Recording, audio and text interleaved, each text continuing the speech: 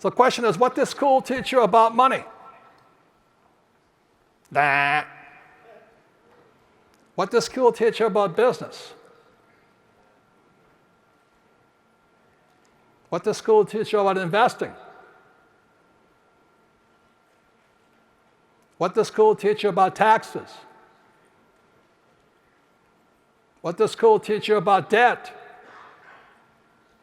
And we'll wonder why we're screwed up. We're the biggest, I think, the second or third largest debtor nation in the world right now. We're going down. You cannot print money and pay nothing on interest. It's financially impossible. The world has never been here before. So that's why I started writing and talking and doing all this stuff for years.